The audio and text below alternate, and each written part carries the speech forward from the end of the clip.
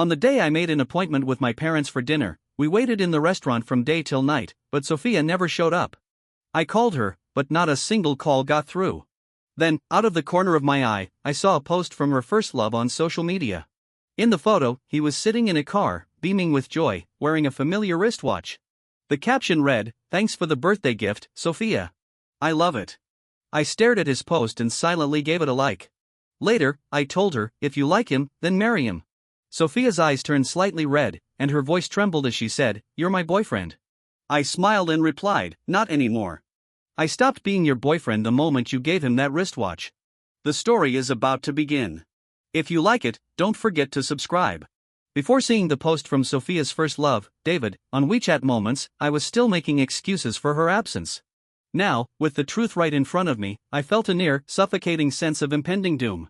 The wristwatch on his hand, I had seen it at home, carefully hidden in the corner of the wardrobe by her.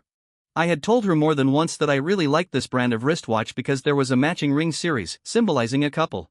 At that time, I thought Sophia was finally thinking about getting married, and I was full of anticipation. I also thought that the reason Sophia invited my parents to dinner today was to talk about marriage. But in the end, she was the one who arranged the gathering and also the one who didn't show up.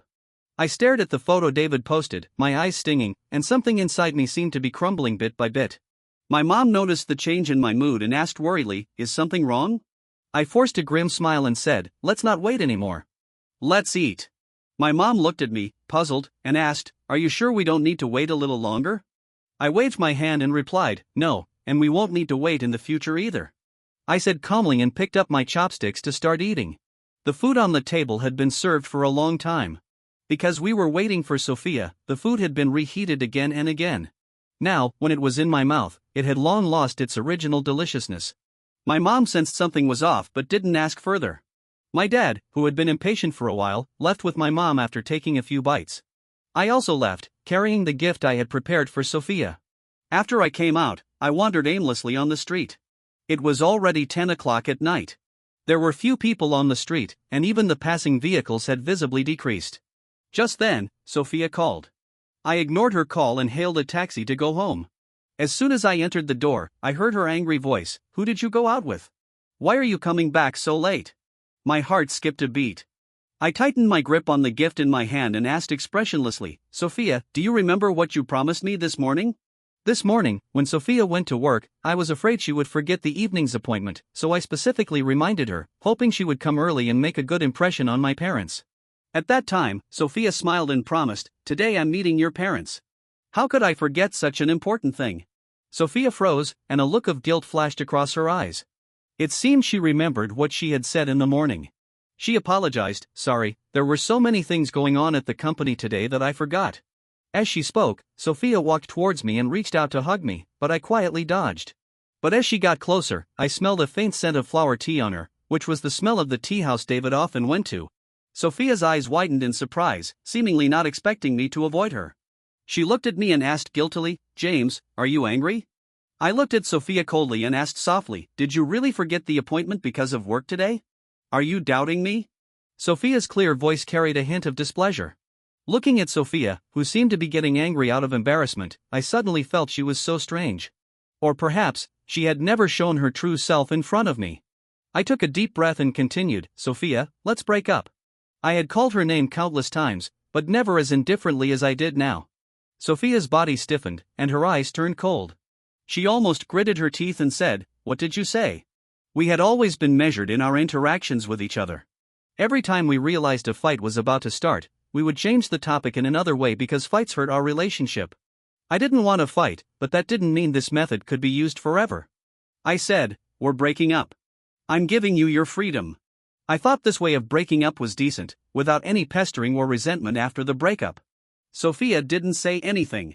Her eyes stayed on my face for a long time. She looked at me in disbelief and asked, "Just because of this little thing, you're going to make a fuss?" I met Sophia's gaze and silently walked into the room. Behind me, Sophia's angry voice came, "James, explain yourself. What on earth are you doing?" I opened the wardrobe on my own and took out all the clothes in the corner. The small red velvet box that Sophia had hidden in the corner before was indeed gone. I pointed at the empty space, swallowed the bitterness in my throat, and replied word by word, "Today you were the one who invited my parents to dinner, But you were with another man on his birthday, and you gave him a wristwatch that has the same meaning as the ring. Sophia, what do you expect me to think? I hadn't planned to be so straightforward with her, but I also didn't want to be seen as petty, so I might as well make it clear. Sophia, however, didn't seem to care. She frowned and said coldly, so I missed dinner today. I can invite them again tomorrow. As for the wristwatch, it's just an ordinary ornament. Why are you making such a big deal out of it?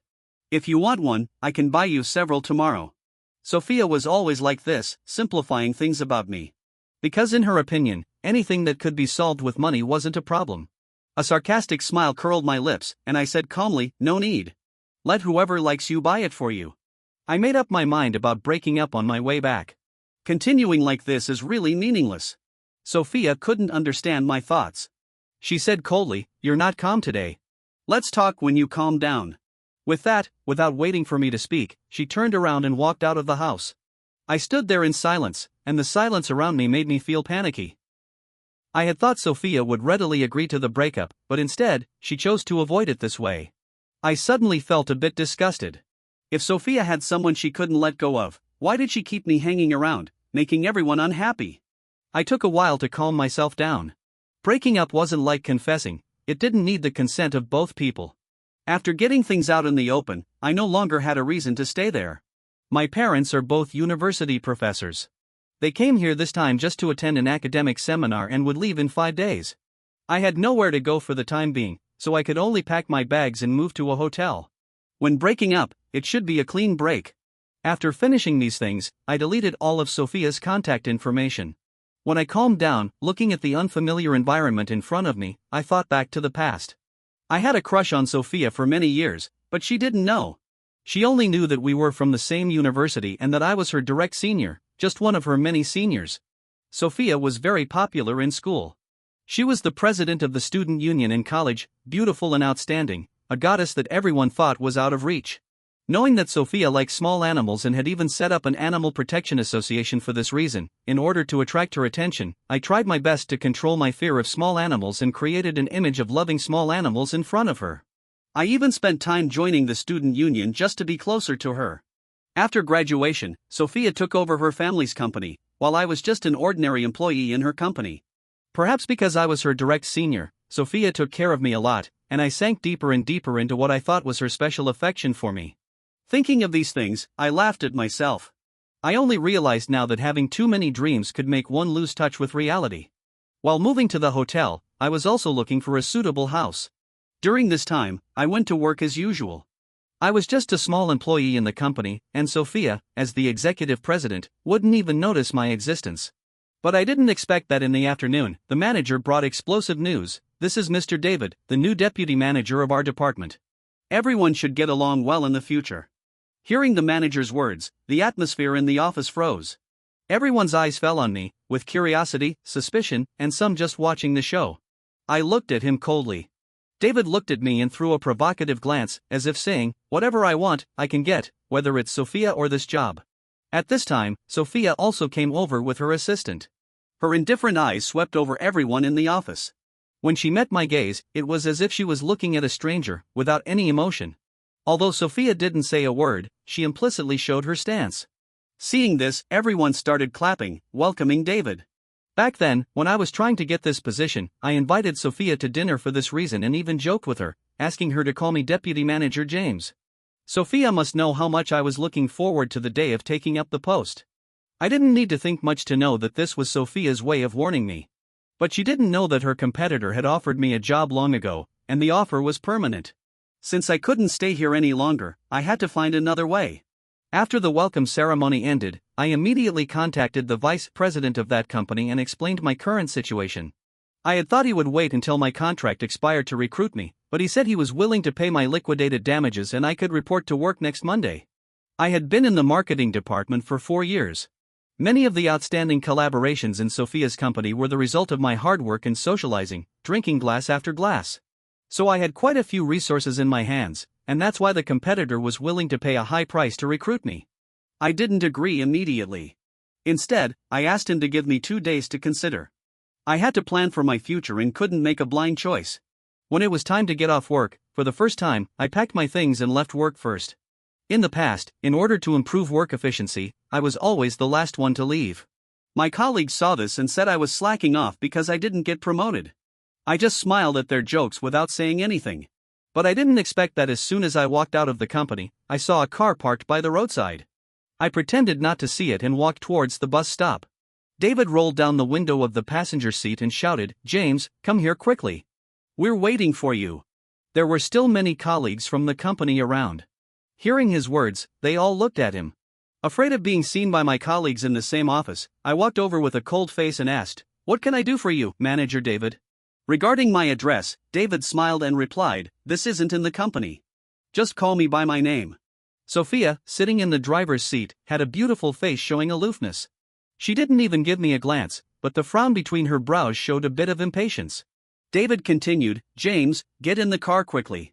Today is my first day at work, and I thought of inviting you and Sophia to dinner." I waved my hand and replied, "No need. I'm not hungry." With that, I was about to leave. Sophia shot me a cold look and ordered indifferently, "Get in the car."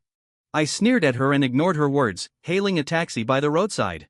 Now that I was going to change jobs, the location of the house I chose had to change accordingly. After getting in the car, I started contacting the real estate agent, asking him to help me look for a house. Before finding a suitable one, I could only make do in the hotel. After dinner, I went out for a walk, hoping to find a suitable house nearby, but I didn't find any I liked. After washing up and lying on the bed, I took out my phone and opened WeChat Moments. I saw another post from David, which was a photo of them having dinner in a restaurant, posted 10 minutes ago. David didn't directly take a picture of Sophia's face, but he did capture her slender and fair hand. The bracelet on Sophia's wrist was very familiar to me. It was the birthday gift I bought her with my first salary. It wasn't as valuable as her other priceless bracelets, but she said she liked it and often wore it. I used to think Sophia really liked it, until last month, when I accidentally learned from Sophia's assistant that Sophia wore this bracelet to facilitate cooperation with some special units because it was cheap and not ostentatious. My eyes slowly fell on David's caption, "Today is my first day at work. I hope Ms. Sophia will give me more guidance in the future." Behind the sentence, there was a high-profile blowing kiss emoji. I thought they were so romantic, so I silently gave it a like and then removed him from my friend list. The next day, after washing up and getting ready to go to work, as soon as I opened the door, I saw a bouquet of bright black baccarat roses on the ground. I frowned and kicked the flowers aside. When I looked up, I met Sophia's displeased gaze. She was exquisitely dressed, with her beautiful long hair draped over her fragrant shoulders, like a walking doll living in an ivory tower. She was also holding a bag of take-out breakfast. Sophia asked in a cold voice, "Don't you like black baccarat roses the most?" I replied indifferently, "But I don't like the ones you give. How did you find this place?" She pursed her lips and said, "I found it according to the address where you ordered take-out." Hearing Sophia mention this, I remembered that I had once ordered take-out with her phone and was mocked by her for eating junk food at that time. I gave Sophia a cold look and walked towards the elevator. Sophia picked up the black baccarat roses and chased after me. In the last second before the elevator door closed, she rushed in and asked impatiently, "When are you moving back?" I looked at her coldly and replied, "That's not my home. Why would I go back?" "Sophia, please remember, we've broken up. Are you angry because I gave the deputy manager position to David?" She stared at me intently, softened her tone, and continued, "As long as you stop making trouble, I'll promote you later. David is just gaining experience in this position and will go back to his family's company soon. He won't be here for long." Hearing this, I felt extremely ironic. The position I had struggled so hard to get was nothing compared to someone else's words. It was as if everything I had done was a joke in Sophia's eyes. I met her gaze directly and said calmly, "No need. I don't need anything related to you anymore. I don't care about the position, nor do I need the wristwatch. And I don't want you either." Sophia's face darkened instantly upon hearing this. Just then, the elevator reached the first floor. Ignoring her ugly expression, I walked straight out. As soon as I arrived at the company, I saw David talking to Sophia's assistant in the lobby on the first floor. When he saw me, he greeted me with a smile. "James, I heard you took a leave today. Are you not feeling well?" As he spoke, he played with the metal cufflinks on the sleeve of his suit jacket. My eyes inadvertently fell on them, and I was suddenly stunned. That was the birthday gift Sophia said she would give me last month. She even asked me specifically because she was afraid I wouldn't like it. David noticed my gaze and pretended to be helpless. These cufflinks were given to me by Sophia. I didn't really want them, but she insisted. Don't they look nice? I wanted Sophia to buy you one too, but I found out it's a limited edition item. There are only 3 in the country, and this is the last one. It was obvious who was the favored one between me and David. I glanced indifferently at the ring on his ring finger and his cuff, and a faint smile appeared on my face. They're nice. They suit you very well. It's still early. You two should go to the Civil Affairs Bureau to register for marriage.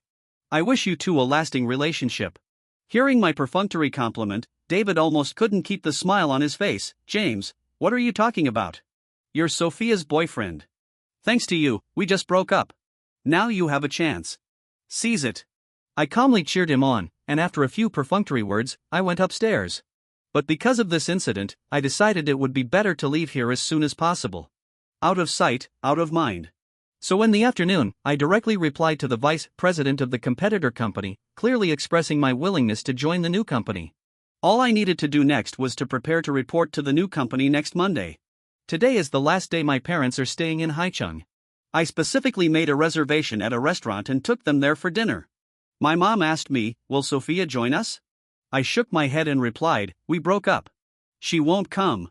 When my dad heard this, the tense look on his face softened, and he comforted me. "It's good that you've come to your senses. You two were never meant to be. Forcing it won't lead to a good outcome." His words, though harsh, held a truth. When we first got together, both our parents disagreed. Sophia's parents thought our family was too ordinary and not a good match for them. It was only through my unremitting efforts that I finally won their approval. In fact, I should have realized earlier that when you truly like someone, you're willing to make sacrifices. Just like me, not wanting to put Sophia in a difficult position, I tried to please her parents, while on my parents' side, I was the only one constantly trying to convince them. I promised earnestly, "Dad, you're right. I won't be that stupid again." For once, our family had a meal without getting involved in any other topics, just simply enjoying the food. The next day, I personally saw my parents off as they got on the car to go back. The company already knew about my job hopping, and since the vice president of the new company was handling everything, I didn't need to go back to the old company. So I made an appointment with a real estate agent to look at houses. Fortunately, this agent was very reliable, and I found a house in just one day. The house was very close to the new company, only a 10-minute plus walk away, and I was quite satisfied. After signing the lease, I went back to the hotel to pack and move. But to my surprise, just as I finished packing and was about to order take out for dinner, an old colleague called me. He said, "Lucky for you that you had the foresight to leave early. Otherwise, you'd be furious." I looked at the phone, puzzled, and asked why. He said indignantly, "The project you worked so hard to secure was snatched away by David, who suddenly came out of nowhere. He's so shameless, doing whatever he wants just because he has someone backing him up."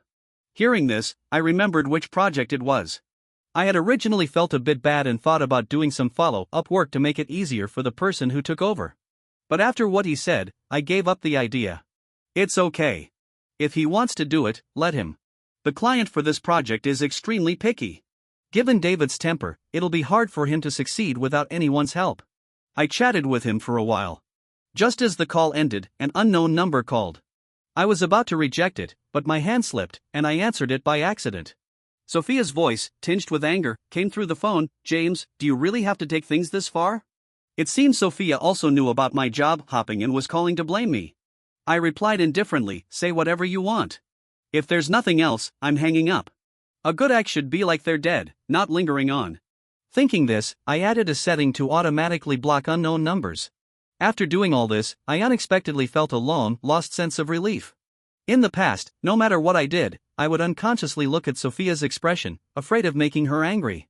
Gradually, I centered my life around her and lost myself. Even Sophia's mom couldn't help but remind me not to focus too much on Sophia.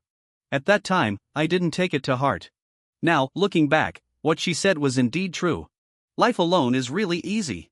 I don't have to worry about others' expressions and can do whatever I want. When I'm bored, I can go to the cinema and watch a movie to my heart's content without worrying about the time. I'm enjoying the pleasures of living alone and loving every bit of it. However, happy times are always short-lived. I was surprised to find that my neighbor had changed. Looking at David, who was immaculately dressed in front of me, the smile on my face gradually froze. In the quiet corridor, only the DJ music from my phone could be heard. David was also surprised to see me and asked, puzzled, "What are you doing here?" I averted my gaze, and in his stunned look, I entered the password for the opposite door and walked in. I had thought Haichang was big enough, and as long as I didn't deliberately create coincidences, I wouldn't run into them. But unexpectedly, it was like going in circles. What bad luck! I tried not to think about it and went to work and came home as usual. But a few days later, after working overtime, I saw a familiar car parked outside the community. Sophia and David were standing in front of the car, talking about something. The look on his face was visibly downcast, while Sophia's face was gentle, her eyes full of smiles as she softly comforted him. Suddenly, David noticed me, walked over, and hugged Sophia. She was startled but didn't push him away. They were standing at the only entrance and exit, and I had to pass through there to get home. Oh, those lovebirds are so mushy. If they want a hug, they should go home. So embarrassing, an elderly grandma said as she walked past me. She couldn't stand their behavior and went up to scold them. I watched coldly and silently walked towards home. Sophia noticed me, and a look of guilt flashed in her eyes. She quickly pushed David away and walked towards me, anxiously saying, "Don't misunderstand. He's because." I interrupted coldly, "It has nothing to do with me. Please move aside. You're in my way." "James, after all this time, are you still angry with Sophia?" David's eyes held a mix of sadness and guilt, but when Sophia wasn't looking, he threw me a provocative look. I was annoyed and retorted, "What exactly do you want? I've already wished you well. What are you trying to prove by acting in front of me?" "What do you mean by that?" Sophia asked, looking at us in confusion. David's face changed, and he said guiltily, "It's nothing." I replied helplessly, "Indeed, it's nothing. I just saw the affectionate photos he posted and sent my blessings." Sophia didn't understand my words and continued to ask. David panicked and deliberately changed the topic. "Sophia, don't you have a very important meeting today? You'd better go back and get ready." Watching his guilty, as charged look, I really wanted to laugh. Sophia hesitated for a moment, then finally gave me a deep look and drove away. After she left, David glared at me viciously and shouted, "Don't think that by using such tricks, Sophia will like you. She's mine, always will be." Facing his fierce expression, I waved my hand dismissively and said, "Yours, it's all yours. Wish you a happy life together." With that, I went straight home. But unexpectedly, the next day when I was going out to work, I saw Sophia standing outside the community again. Seeing her walking towards me, I immediately said, "I'm not David. Don't try to curry favor with me. James, I came to see you." Sophia's eyes were filled with sadness. She handed me the breakfast she had specially bought and said, "I bought this from your favorite breakfast place. You have a stomach problem. You should eat something in the morning." I got this stomach problem from drinking a few years ago, and she remembered it only now. I twitched the corner of my mouth and replied, "Do you think what you're doing makes any sense?" Sophia said, "Wronged, I never thought about breaking up. I was wrong about what happened before. I'll make it up to you gradually. Please give me another chance." She said it seriously, with a hint of caution in her eyes. I also looked at her seriously and said, "When you say these things, do you think about David? You unconditionally favor him on one hand and come here to play the affectionate card with me. Sophia, who do you think you are, doing whatever you want?" Sophia's face turned pale, and she said weakly, "I only regard David as my brother. I've never had any romantic feelings for him." I felt disgusted and said in revulsion, "Have you ever seen a sister give her brother a wristwatch with such special meaning? Seriously, if you like him so much, just marry him." Sophia's eyes turned slightly red, and her voice trembled as she said, "You're my boyfriend." I replied impatiently, "No, I stopped being your boyfriend the day you stood me up and gave him that wristwatch. I thought I had made myself very clear, but I didn't expect to receive afternoon tea from her in the afternoon. Oh, not just milk tea and cakes, but also this." The delivery guy carefully took out a small red velvet box from his pocket, the one I had seen in the wardrobe before. "The lady who placed the order said this is for you." I realized what it was and directly refused to accept it. The delivery guy looked at me embarrassedly and said, "Sir, this thing is too expensive." I was terrified when I was delivering it. "If you don't want to accept it, please return it yourself. If it gets lost, I can't afford to pay for it with 2 years' worth of my salary." As a fellow worker, I didn't want to make things difficult for him, so I took the red velvet box, but I didn't open it. I don't want something that belongs to someone else. I had planned to send the box to David when I got home from work, but then I learned that he had moved, and the house opposite was empty again. Helpless, I had to add Sophia back as a friend.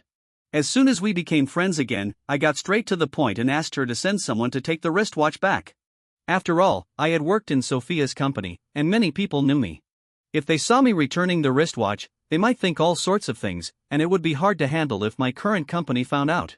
Sophia said, "Don't you like this wristwatch? I specifically got it back for you." Reading this, I got angry. After all, she still didn't understand what I meant. I replied angrily, "I don't want it. Send someone to take it away right now, or I'll throw it away." After that, she didn't reply. Instead, her mom sent me a message, asking to meet me the next day at a coffee shop across the street from my new company. Thinking it would be okay to meet and I could give the wristwatch to her, I agreed to the invitation. The next afternoon, I went to the appointment unhurriedly. As soon as Sophia's mom saw me, a smile spread across her face. "James, come on over. I ordered you coffee with 2 lumps of sugar. It's not bitter." I thanked her with a smile. As soon as I sat down, she got straight to the point. "James, I heard you've been trying to break up with Sophia recently. Is that true?" I smiled and replied, "It's not just trying. I'm serious." Sophia's mom's face showed obvious disappointment. "Actually, I really like you, kid. I hoped you and Sophia could keep dating. I've heard about what happened recently from her. She was really wrong. What she did was so disappointing. I understand why you chose to break up. It's just a pity. I've hinted and directly asked Sophia to get married before, but she always changed the topic. It's obvious she's resistant to the idea of getting married." Sophia's mom let out a heavy sigh and continued, "We're sorry to you. We wasted 4 years of your time. That's why I chose to let go. People who aren't suitable shouldn't be together." With that, I took out the small box from my bag and handed it to her. "Auntie, please take this back. We've broken up, and it's not appropriate for me to keep it." Sophia's mom's eyes twitched, and she asked with a glimmer of hope, "If Sophia gave you this, doesn't it mean she was thinking about getting married? Why don't you give it another try?" I shook my head with a faint smile. "Sophia said herself that this is just an ordinary ornament with no special meaning. Besides, I don't like her anymore. I'm moving forward and I won't look back." The hope that had just ignited in Sophia's mom's eyes vanished instantly. She took back the wristwatch and said sullenly, "Well, you're such a good young man. You definitely deserve better. It's our fault for spoiling Sophia." Returning the wristwatch, I felt a huge weight lifted off my shoulders. Just like the delivery guy said, this wristwatch was very expensive, and I couldn't afford to lose it. But at night, Sophia sent me a voice message. Her voice was slurred with drunkenness as she murmured, "You really won't give me even a little chance? You're just going to give up on our 4-year relationship like this?" I replied calmly, "It wasn't me who gave up first. It was you." I didn't want to argue with a drunk person, so I gave a final reminder. "Miss Sophia, I hope we can part amicably and move forward. Don't look back. We're all adults, so we should take responsibility for our choices. Also, we should know that not everything can be reversed." Without the entanglement of feelings, I threw myself into my work. The vice president of the company wanted to promote me, but he was hesitant because my resume wasn't as good as others. So he came to me and asked, "Are you willing to go abroad for further study? The company will cover all the expenses, but you have to sign a guarantee that you won't join other companies for nearly 20 years. In short, you'll be bound to the company. The company will train you, and you'll create value for the company." I didn't hesitate at all and replied, "Okay, I'll go." The leader smiled and asked, "Aren't you going to discuss it with your family?" I smiled faintly. "My family will support my decision." He then asked, "What about your girlfriend?" I replied indifferently, "I don't have a girlfriend." With that, the vice president didn't say anything more and just told me to go back and get ready for going abroad.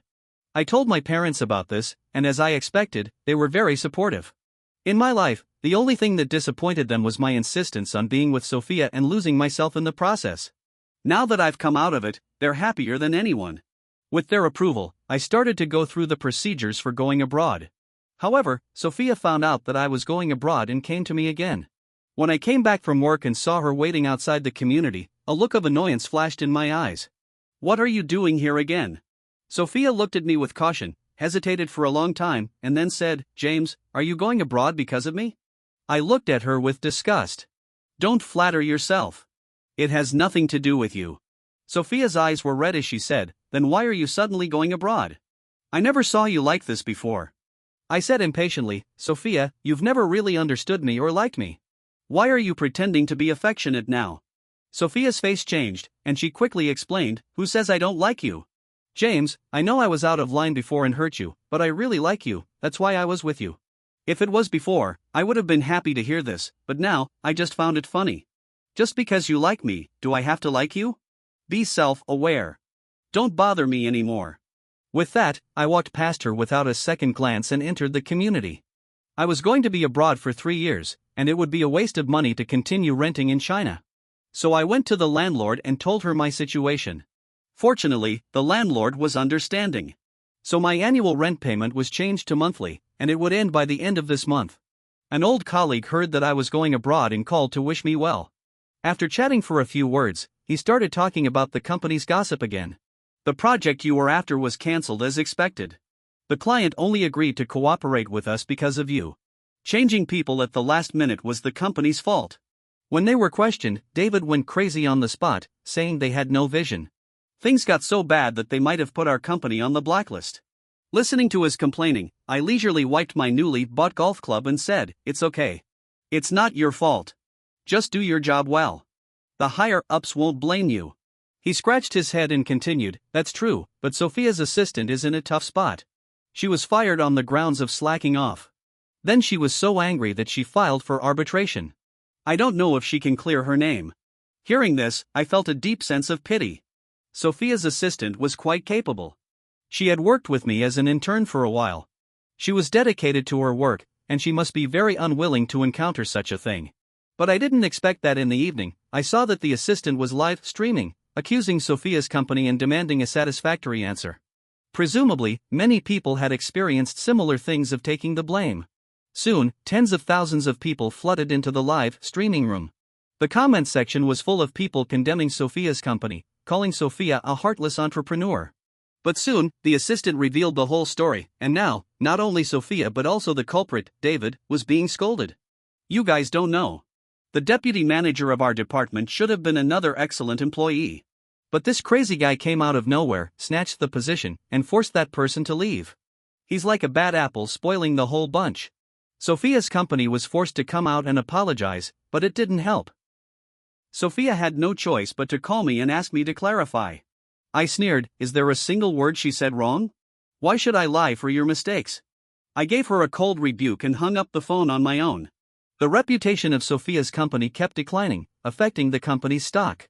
A group of shareholders stood up and expressed their dissatisfaction. After careful consideration, Sophia chose the company over David. Before long, I saw a statement issued by Sophia's company, announcing David's dismissal and holding him accountable for the company's damaged reputation. David was hopping mad and got his family to intervene and exert pressure. However, Sophia's family was no pushover either. Since they had shown no mercy, Sophia's family naturally reciprocated in kind. While the two families were engaged in an internal feud, I had already boarded the plane to go abroad, and a new chapter of my life began from that moment. The vice president of the company was very considerate. Worried that I might get lost in a foreign country, he specifically arranged for his Chinese-American cousin to pick me up.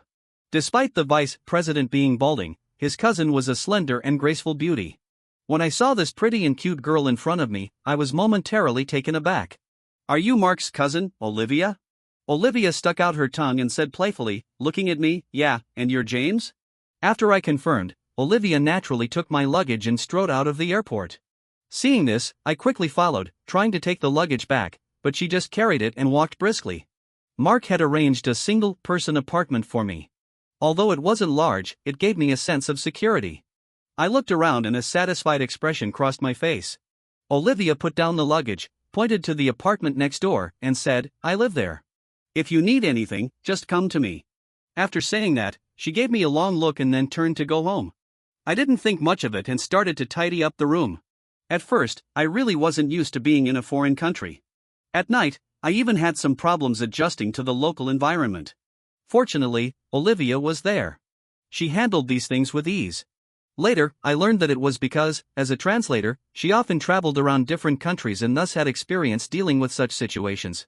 One day, after a full day of work, Olivia came to invite me specifically to a barbecue party at her place. She had a lot of friends, and they were all warm-hearted. I was a bit reserved at first, but as I got along with them, I gradually adapted. Suddenly, my phone in my pocket rang. I excused myself and went into the room to answer the call. It was an old colleague. "James, I'm not disturbing you, am I?" I looked at the lights outside the window and smiled. "No, what's up?" I just wanted to tell you about Ms. Sophia. He seemed to be speaking in a hushed tone, as if trying to hide. I heard from others just now that Ms. Sophia has gone kind of crazy recently. She's always wandering around outside a community. After getting drunk, she keeps muttering someone's name. I didn't really want to tell you this, but they found out that you used to live there, so they started suspecting that you have something going on with Ms. Sophia. After hearing what he said, I remained quite calm and said softly, "That's not true. I don't know her well." Just as I finished speaking, Olivia's voice came from outside the door, "James, the barbecue is ready. Come out quickly." "Coming," I replied, and then said to my colleague, "Someone's calling me. I'll hang up now." After hanging up, I looked out of the window and happened to meet Olivia's smiling eyes in the air. My new life shouldn't be disrupted by the past. I put away my phone and walked out.